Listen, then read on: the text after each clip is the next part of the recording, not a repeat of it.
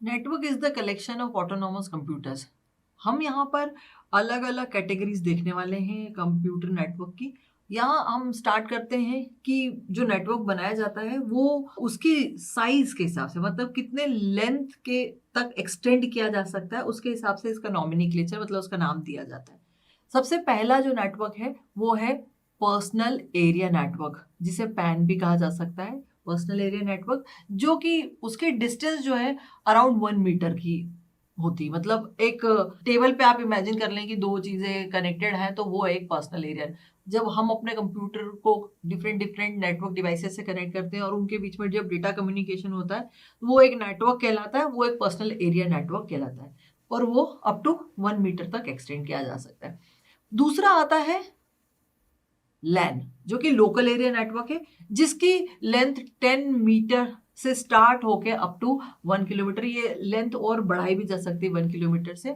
तो लैन local area network जो है वो एक इमेजिन कर सकते हैं, एक रूम से स्टार्ट होके एक कंप्लीट बिल्डिंग को कवर कर सकता है। या फिर अगर किसी एक कॉलेज के बारे में बात करें, किसी यूनिवर्सिटी के बारे में बात करें, तो उसका जितना कैंपस है, उस कैंपस में सारे जितने टर्मिनल नोड कंप्यूटर जो है जब आपस में कनेक्टेड होंगे, तो वो एक लोकल एरिया नेटवर्क बनाएगा, और वो उसकी लेंथ अप टू 1 किलोमीटर हो सकती है। तो एक बड़ा कैंपस हो या बिल्डिंग कंसिडर कर रहे हैं, तो वहाँ एक लोकल एरिया नेटवर्क स्टैब्लिश होता है।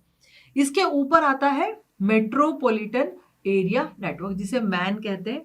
वो यूजुअली एक सिटी को कवर करता है, 10 किलोमीटर की रेंज तक अगर है तो उसे मेट्रोपॉलिटन एरिया नेटवर्क कहते हैं। अब इसके ऊपर का जो नेटवर्क है उसे वाइड एरिया नेटवर्क कहा जाता है, और this wide area network could भी, मतलब एक 10 किलोमीटर से लेके वो 100 किलोमीटर तक हो सकता है, 100 किलोमीटर से ज्यादा भी हो सकता है, 1000 किलोमीटर तक भी हो सकता है, पूरी कंट्री को कवर कर ले, ऐसा भी हो सकता है। तो 1000 किलोमीटर तक का भी एक वाइड एरिया नेटवर्क कंसिडर किया जा सकता है। और इसके ऊपर होता है इंटरनेट। 10,000 किलोमीटर से लेके पूरे प्लेनेट को कवर कर ले, ऐसे जो आपका नेटवर्क है वो है इंटरनेट। अब हम बात करते हैं इंडिविजुअल नेटवर्क्स की। पैन तो पर्सनल एरिया नेटवर्क है, जैसे कि मैं आपको एग्जांपल दे चुकी हूँ कि आप अगर अपने डिवाइसेस को कनेक्ट कर रहे हैं तो वो एक पर्सनल एरिया नेटवर्क में कंसिडर किया जाएगा। अगर हम बात करें अब लोकल एरिया नेटवर्क की, तो वो किसी कैंपस या बिल्डिंग में एस्टेब्लिश किया जाता है और प्राइवेटली ओन किया जाता है। प्राइवेटली मतलब भाई किसी यूनिवर्सिटी का पर्टिकुलर एक पर्सनल लैंड होगा, उसको और लोग यूज नहीं कर सकते, वहां पर जाके आपको टर्मिनल पे लॉग इन करके फिर ही आप उसको यूज कर सकते हैं। तो इस लैन का जो एडवांटेज है, जो हम पहले नेटवर्किंग के एडवांटेज देख चुके हैं, वही एडवांटेज है कि आप बहुत सारे जो रिसोर्सेस हैं, जैसे कि सॉफ्टवेयर है, अगर कोई एक, मैं कैंपस यूनिवर्सिटी का एग्जांपल ले रही हूँ कि किसी यूनिवर्सिटी में अगर आप एक कोई सॉफ्टवेयर परचेज करते हैं, तो आप वो मल्टीपल यूजर्स के लिए यूज कर सकते हैं। डिपेंड करता है कि आपने सॉफ्टवेयर के लाइसेंस जो हैं कितने यूजर्स के लिए लिया है। तो वहां पर आप अगर 20 टर्मिनल्स हैं या 50 या 100 टर्मिनल है, उन 100 टर्मिनल के लिए अगर आप सॉफ्टवेयर परचेस करें, तो आप 100 यूजर्स के लिए साइमल्टेनियसली वो सॉफ्टवेयर यूज कर सकते हैं। साथ ही साथ अगर आप हार्डवेयर के बारे में बात करें, सो हार्डवेयर शेयरिंग तो एनी टाइम पॉसिबल है। 10 टर्मिनल है, एक ही छोटा रूम है, एक छोटा ऑफिस है, उसमें 10 टर्मिनल कनेक्टेड थे, एक ही प्रिंटर था, तो आप उनको सभी 10 टर्मिनल उस प्रिंटर को या स्कैनर को यूज कर सकते हैं। तो रिसोर्स शेयरिंग तो हमेशा से ही एक एडवांटेज था नेटवर्क का, और लैन में ये बहुत इफिशिएंटली होता है। साथ ही साथ अगर आप टास्क से रिलेटेड बात करें, तो लैन में जो है वो एक, जैसे पहले भी मैंने बताया कि एक बड़े टास्क को आप स्मॉलर टास्क में डिवाइड कर सकते हैं, और उनको अलग अलग टर्मिनल पे उनका प्रोसेस करके फिर उसको वापस से पूरा का पूरा कोलैबोरेट करके कंप्लीट आप एक नया पूरा जो टास्क था वो कंप्लीट कर सकते हैं। तो इस तरीके की जो फैसिलिटीज हैं वो लैन में आपके पास हमेशा अवेलेबल रहती है, और नेटवर्क के बहुत सारे एडवांटेजेस हैं जो हम लैन में उठा सकते हैं। इसमें एक लैन में एक दूसरे टाइप का मॉडल है, जिसमें आप एक सर्वर क्रिएट कर सकते हैं, और बाकी सारे वो टर्मिनल्स जो हैं वो सर्वर में पूरा का पूरा डेटा आप स्टोर कर सकते हैं। स्पेशली जैसे मैंने अभी सॉफ्टवेयर लाइसेंस का एग्जांपल दिया था, वो वहाँ पर स्टोर करके उसको एक्सेस किया जा सकता है।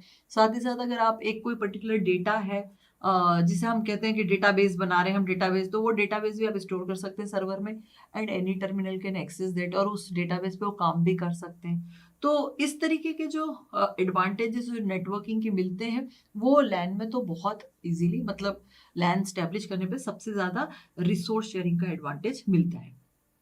अगर टोपोलॉजी के बारे में बात करें तो टोपोलॉजी के हिसाब से लैन जो है रिंग या बस या स्टार टोपोलॉजी में फॉर्म की जा सकती है, और इसके लिए different different type of protocols भी अवेलेबल है, जिसके बेस्ड पे इन सारी टोपोलॉजीज में कम्युनिकेशन पॉसिबल होगा। और उनके अपने अपने कुछ एडवांटेजेस हैं, और उनके कुछ एप्लीकेशंस हैं, जो कि लैन के बहुत सारे एप्लीकेशंस हैं। तो उन एप्लीकेशन अलग अलग कंपनीज में अलग अलग रिक्वायरमेंट के हिसाब से अलग अलग टोपोलॉजी के लैन स्टेब्लिश किए जा सकते हैं। सो ये हो गया आपका सबसे, मतलब एक पैन के ऊपर एक सबसे छोटा नेटवर्क जो कि कैंपस या बिल्डिंग में यूज किया जाता है। उसके अलावा फिर अब हम बात करते हैं पहले वाइड एरिया नेटवर्क, मतलब जो एक लैन से काफी बड़ा है, जो हम मान रहे हैं कि पूरी कंट्री को कनेक्ट कर सकता है, कंट्री को प्रोवाइड कर सकता है कनेक्शन। इसमें मोस्टली जो है, अगर आप बात करें तो हम इंटरनेट जो है वो प्रोवाइड करने के लिए वैन का इस्तेमाल करते हैं। उसमें हम या तो जो हमारे पास ऑलरेडी स्टेब्लिश नेटवर्क था, वो सबसे बड़ा नेटवर्क था टेलीफोन का, उस टेलीफोन नेटवर्क को हम यूज कर सकते हैं इंटरनेट प्रोवाइड करने के लिए, क्योंकि घर घर आपके पास टेलीफोन हुआ करते हैं।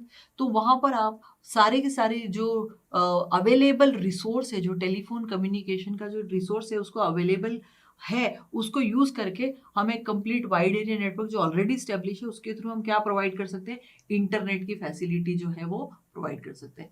तो ये इंटरनेट की फैसिलिटी जो है वो अगर वैन से प्रोवाइड की जा सकती है तो वो दो तरीके से है। मतलब एक तो या तो आप स्विच्ड लैन यूज करें। स्विच्ड लैन मतलब आप एक कंप्लीट नया नेटवर्क जो है वो स्विचिंग ऑफिस जिसे कहेंगे, या स्विच नेटवर्क जो है हम इस्टेब्लिश कर सकते हैं।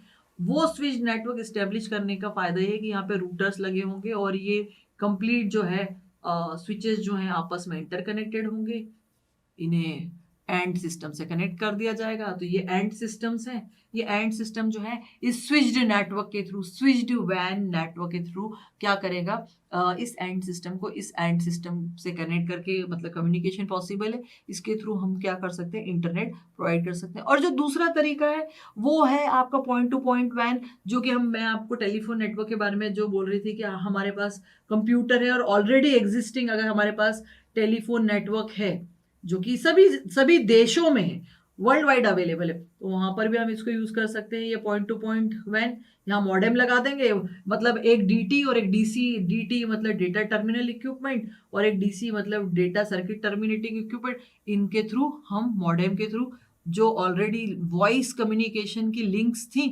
जो कि वॉइस कम्युनिकेशन के लिए यूज होती थी, अब हम उसको डेटा के लिए यूज कर सकते हैं। वॉइस और डेटा में डिफरेंस होता है, और इसीलिए यहाँ पे मॉडेम की रिक्वायरमेंट होती है। मॉडेम जो है वो एक मॉड्यूलेटर डीमॉड्यूलेटर का कॉम्बिनेशन है।